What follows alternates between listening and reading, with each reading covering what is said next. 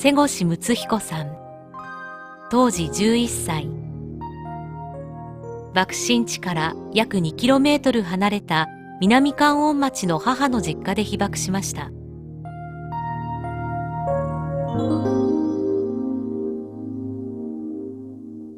父もどっちかと母が怖がったんじゃないかな。父はやっぱり寂しいですからね、自分一人残らなきゃいけないから。だけど睦彦おばあちゃん家の方行くよとんで、最後に親父が当時会社を休むなんていうことは難しい時だったんだろうが、いっぺん出かけた親父が帰ってきて「鎌倉行こう」って、なぜ鎌倉だったんか知らんけどね、鎌倉の海へ、だからこっち疎開してきた7月ですから、もう暑いですからね、海水浴へ連れてくれて、誰もおらせん、広い鎌倉の海へ。そんな時代じゃないからね。でしかもウィークデーだったんかな、あれはなんか知らんけど、真っ暗な東京駅でね、もう私小学校4年じゃったんだけど、手を握ってね「お母さんを頼んだぞ」と。で、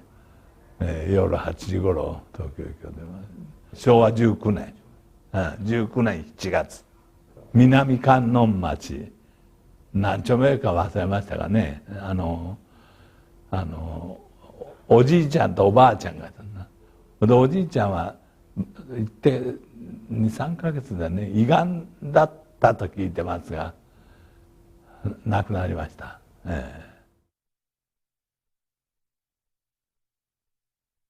でね、朝7時半ごろね、8月6日警戒警報が出とった。で当然防空壕なりなんなりちっちゃい防空壕がいますよね。でそれ解除になったんですよ、警戒警報が。だから出てきて、僕は隣の子とね話しようと、話を何の話しようとか知らんけど、暑いでね、天気がもう一点の雲もないようなで、こう家の前の影のとこで話しよう。だから僕のおふくろがね「ご飯よ」言って呼んだ、朝ごはんね、ご飯よって家から呼んだんで、家の中から。僕が入ってほんでご飯よってもライスじゃないですからね、最高に言う大洋食の何だとか覚えてないけど、かぼちゃかな芋かなんかでしょう。でそれをこう受け取ろうとしたその瞬間、ピカーッと、それはね、僕は焼夷弾が目の前を落ちたと思った。その光は、僕にはその火の玉が見えたと。となると全体的にはものすごくフラッシュを焚いたような感じでね、赤い火の玉見えましたよ。ほんの数秒、ガーッ爆風がね、考えてみたら光が速いですからね、速度が。その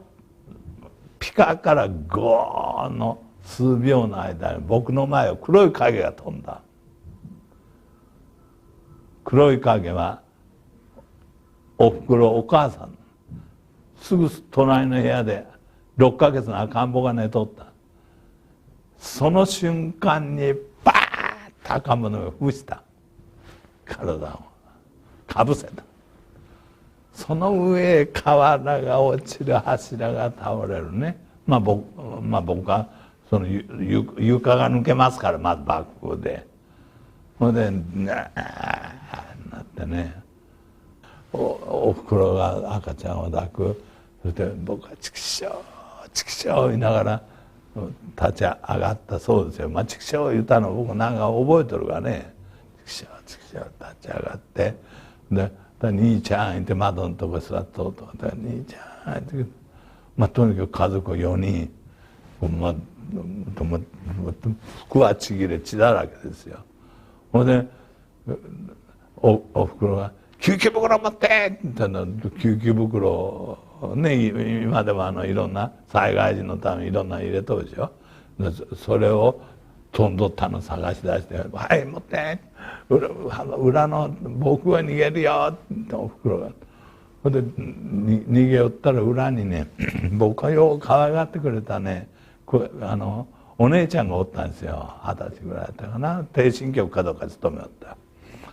そのお姉ちゃんがねもうそこのおじいさんにこう肩を支えられてねもう歩くというかもうこんなもうフラフラになってね「ここどこここどこ」言いよるんだよ。もうであのお姉ちゃんがって思って見たらねここの額へねちょうどこのくらいの木入れがね突き刺さって少しこうあれすらビューいう形でね違う。もうお姉ちゃんいうだけが精一杯だったですね。おふくろが私に赤んちゃちょっと赤してなんかもう黒い塊に見えましたがね僕は。ほんでこうやって見たらスースーとかすかに息が聞こえるけん「生きてるよ」って言ったらおんぶさせてっていうかおんぶをしてねその時ですよ雨が。その日はもう一点の雲もない天気だったんですからねさっき言ったように。それは原子群をたくさんもこう見るだろうがおそらくそれでしょう。ほいでこうつくけんこう見たらもう泥雨ですよ。土を含んだようなね。でこうやって払うでしょ。こう泥だらけでその時はもちろん知らないけど恐ろしい放射の雨ですよね。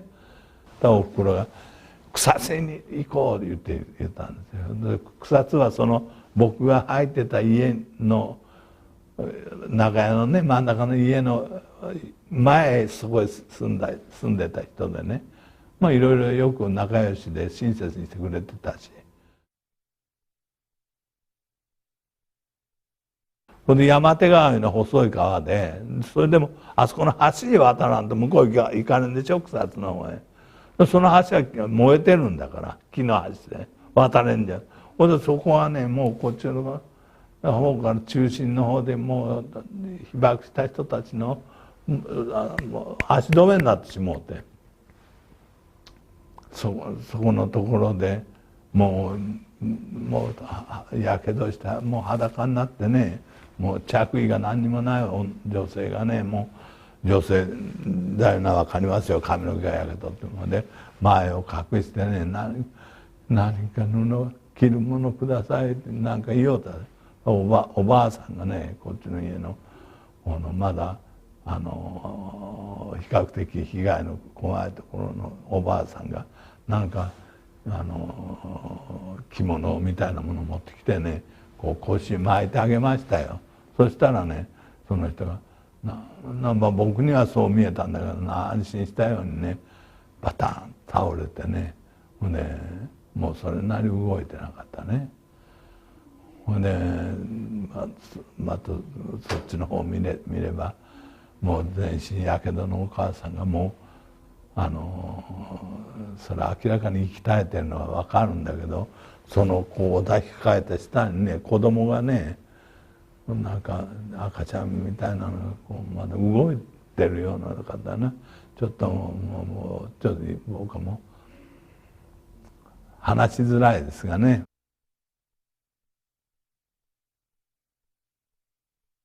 一番可能なことは核兵器をなくすこと。これは物理的にそれをなくせばいいんだからそのためにはやっぱり人間は言葉があるんだからね。だけど僕らみたいな人間がねとてもそこまで及ばんだろうけれどもやっぱりそんなね一つボタンを押せば押さないですよ。その押したらどうなるかみんな知っとるんだから。広島に落ちた何十倍何百倍の威力の爆弾が今あるわけでしょ。何百発ってまだあるじゃないですか。それを少し少なくしよう少なくしようってアメリカもそれも言ってロシアも言ってますけどね。まあそれはもう今の子供の世代に僕は託す。それまでに自分の語れることは語って、それがどんなに非人道的なね悪いことであるということ